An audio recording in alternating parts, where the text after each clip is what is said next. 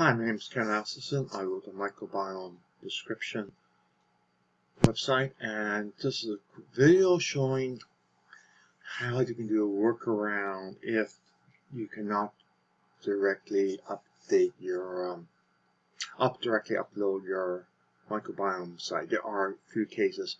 One case I have in front of me, which unfortunately discovered this morning, is Cosmos ID or Nirvana PDF files are no longer supported. Okay, so there's a manual workaround, which is what I'm going to look to show you. It applies to anybody, any other test results which I don't have current support for. Ideally, if you have a tab or a CSV file or a JSON file, send a copy to me and I will see about implementing it. PDF files are always problematic. I'll show you a very simple example. Here is a sample, and you see all the numbers are there. It has a critical thing. It has the taxonomy number here, and it has relative abundance here, which is a percentage.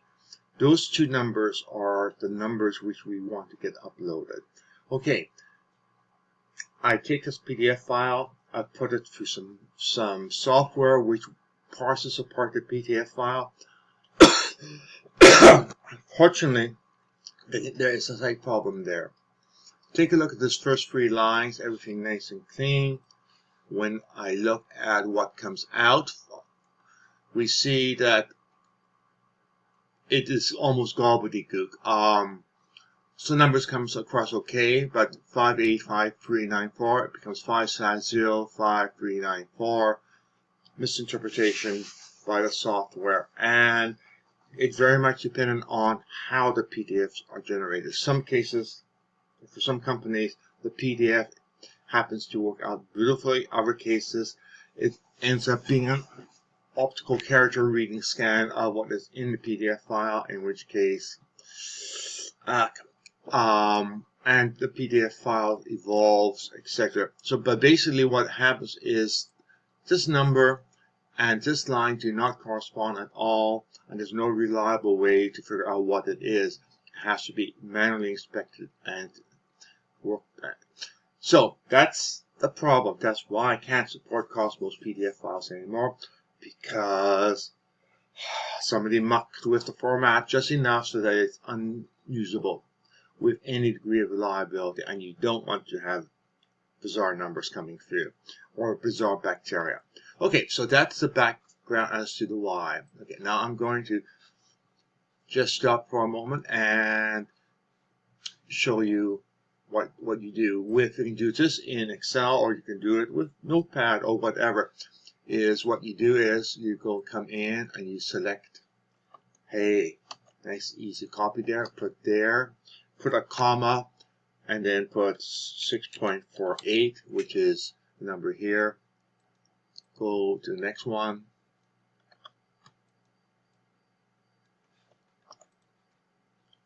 New line.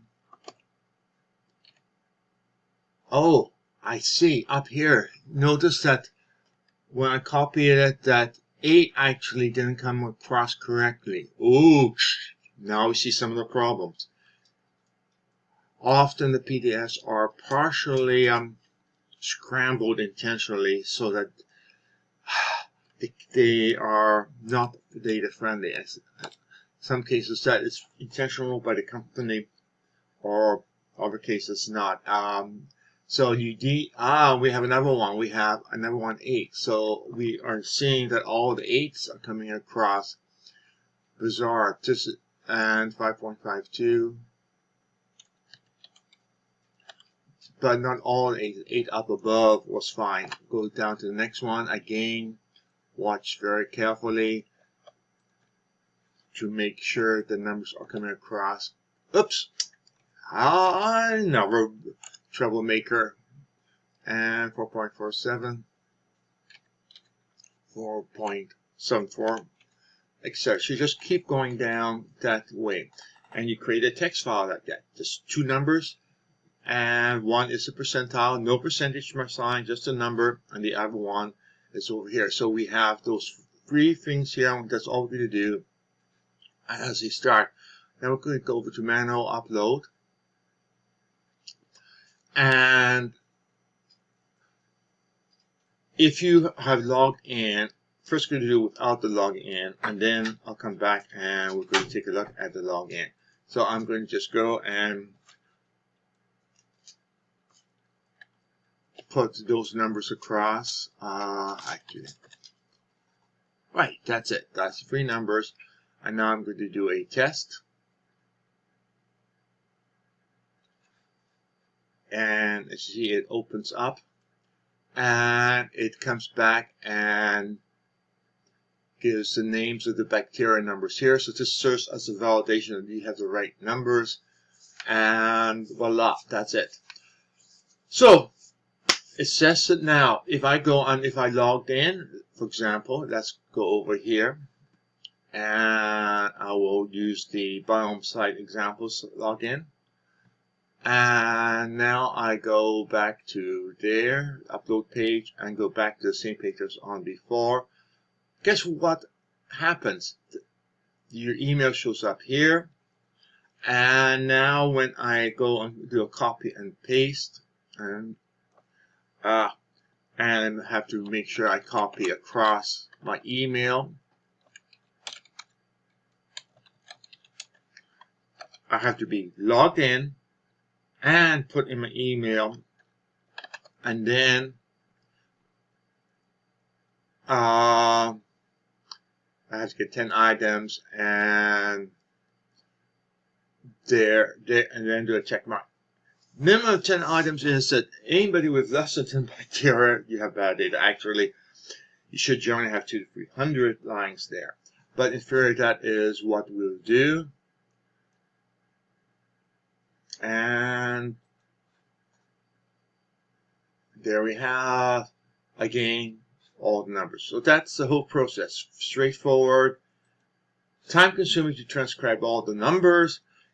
My usual suggestion is do it in Excel. Copy the numbers over to Excel, and I'll show you in a moment. Actually, I just realized it was going to be counterproductive because these bacteria can be at a string, species, genus, so this could be double counting. The percentages, if you add up the grand total, will exceed 100. If you do Excel, you can do it in Excel, save it as a CSV file, open up the CSV file, and just paste the numbers across. You get the same appearance. So that's basically it. So you can go and do a manual upload of your data. Now, some people have samples and they do not have the taxonomy numbers, in which case you have a little bit more work, but it's very much doable. You start by going over to the NCBI taxonomy, and which is right here, and I'll drop the link in. And what I will do is we will go back to the file there, and let's suppose let's take a look at something which, let's take a look at that one. Suppose we don't have taxonomy numbers. Then what you do is you go here and you just do a search for it there. You hit enter. And there, voila, we have it. And now we have the magic number we want right here. And we would copy that across to our sheet there. Put a comma after it. Go back to our source one, and we have 1.91, 1.91, and we'll go on. So even if you don't have the taxonomy numbers, you still can enter using the names. In general, the NCBI search looks for all the alternative names too. However, some cases labs do oddball names or names which is not recorded. So that's the basically the little bit of mischief how to do it. So now you can upload your results regardless of whether or not there is a uploadable option for your particular lab test. Most lab tests I try automating, making life easy.